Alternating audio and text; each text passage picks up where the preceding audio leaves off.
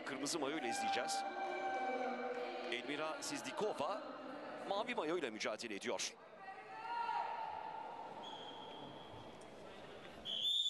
Müsabaka başladı.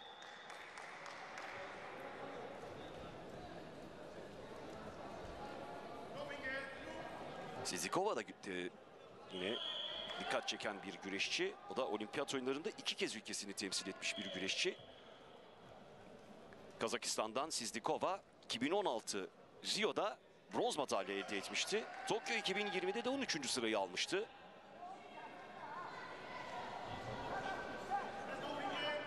...2017'de ve 2019'da dünya şampiyonalarında... Жаңы переходи на ООО Комбо тарифтик топтому. Көптөгөн комбо опциялар. Өзүңөр тандап, акысыз кошуп алгыла. Өз тарифиңди куруп ал. Өз комбоңду оңой эле чогултуп ал.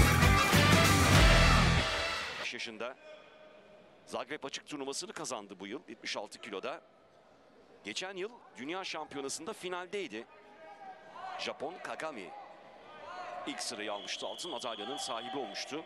23 yaş altında da dünya şampiyonlukları var. Alperi Medet kızının pasif düşürüyor. Sizdikova'yı uyarıyor karşılaşmanın hakemi. Alperi Medet kızı.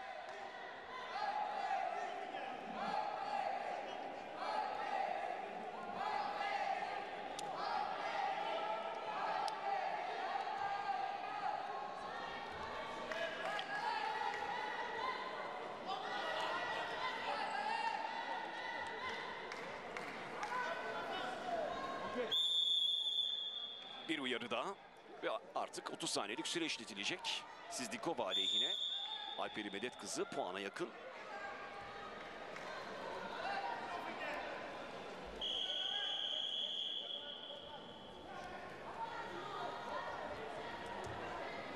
Kıyasıya bir mücadele var minderin tam ortasında.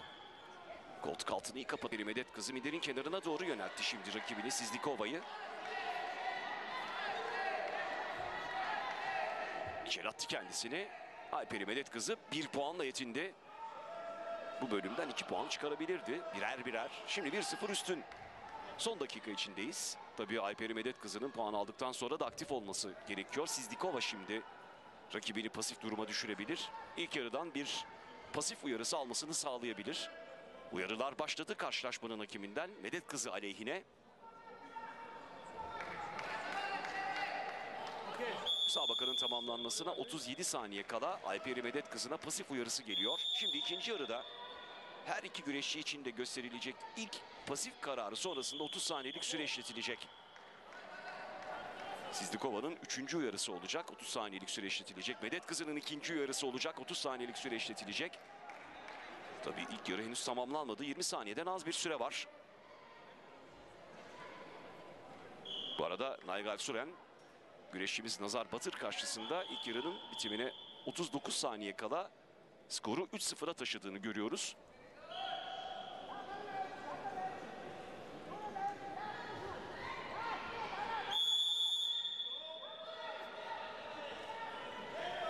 İlk 55, 63, 72, 82 ve olimpik sikletler 97 ve 130 kilolarda müsabakalar yapılacak. Bu 6 karşılaşmayla da günü tamamlayacağız. Organizasyon pazar günü yapılacak karşılaşmalarla tamamlanacak. Yaşar Doğu, Vehbi Emre, Hamit Kaplan turnuvası. İkinci yarıda 20 saniye geride kaldı. Medet kızının 1-0'lık üstünlüğü var. Yine koltuk altına doğru hamlesi, kapatma çabası her iki güreşçide de dikkat çekiyor. Bilekten yakaladı Medet kızı.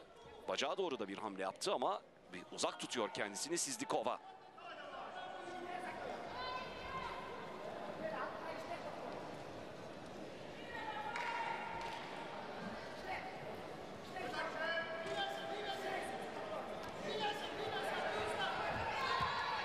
Boyundurukta bir an aldı ama bir tur attıktan sonra sonuç gelmedi. İşte Sizdikova amacına ulaşmış gibi görülüyor en azından şu ana kadar.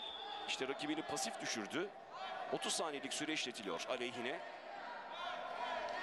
Sonunda Sizdikova puanın sahibi olabilir. Ve hatta o son puanı almanın avantajıyla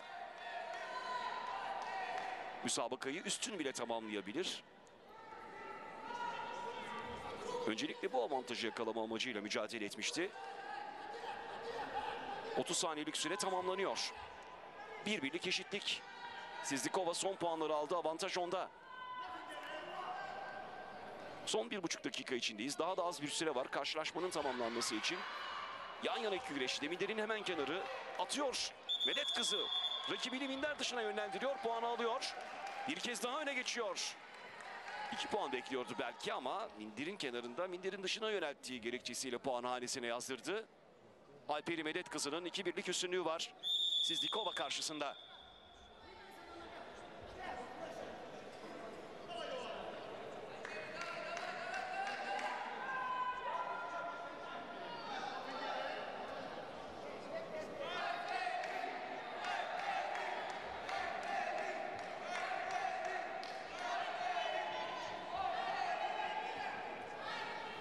Son dakika içindeyiz. Hatta 55 saniye. Müsabakanın hakemi durdurdu ve özellikle Alperi Medet kızının başını biraz daha yukarıda tutması gerektiğini ifade etti. Yine içeri doğru gömüldü. Göğsüne yasladı rakibinin. Şimdi bacaktan da bir hamlesi var. Sizdikova'nın 2 puan için yükleniyor. Bu 2 puan son 40 saniyede büyük avantaj sağlayabilir. Hatta doğrudan kilide doğru da yöneldi. Şimdi minderin dışına doğru yöneltti. Eşitlik 2 puan bastırarak öne geçiyor Sizdikova. 3-2. 36 saniye kala karşılaşmanın tamamlanmasına. Sizdikova işte ekranlarınızda bir kez daha öne geçti. Şimdi Medet kızına 1 puan yetmeyecek. 2 puanlık oyunla bastırarak Sizdikova üstünlüğü sağlamıştı. Dolayısıyla onun da 2 puana ihtiyacı var. Boyundurukta tutuyor. Minder'in kenarına doğru yöneltti. Minder dışı taştı. 1 puan hanesine yazdı. Skorboardta şimdi 3-3'lük eşitlik var. Ama Sizdikova'nın avantajı söz konusu. Sizdikova 2 puanlık oyunla bu avantajı sağladı. 1 puan daha alması gerekiyor. Kalan sürede 20 saniye kala Alperi Medet kızının bunda başarılı ola. Buna karşılık verebilecek mi? Minder dışına doğru yöneltti Alperi kızı. 1 puan daha hanesinde. 4-3'lük üstünlük. Şimdi bir kez daha öne geçiyor. Alperi Medet kızı dirençli müsabakasını, dirençli güreşini müsabakanın bu bölümüne kadar taşıdı. Son 10 saniye artık. Sizdikova karşılık verebilecek mi? Koldan çekiyor. Koltuk altını iyice yakaladı artık. Ama son saniyeler artık Alperi Medet kızı için işliyor süre adeta. Dalma teşebbüsü boyundurukla karşılıyor. Tamamlanıyor. Alperi Medet kızı Yaşar Doğu Vehbi Emre Hamit Kaplan turnuvasında birinci oluyor.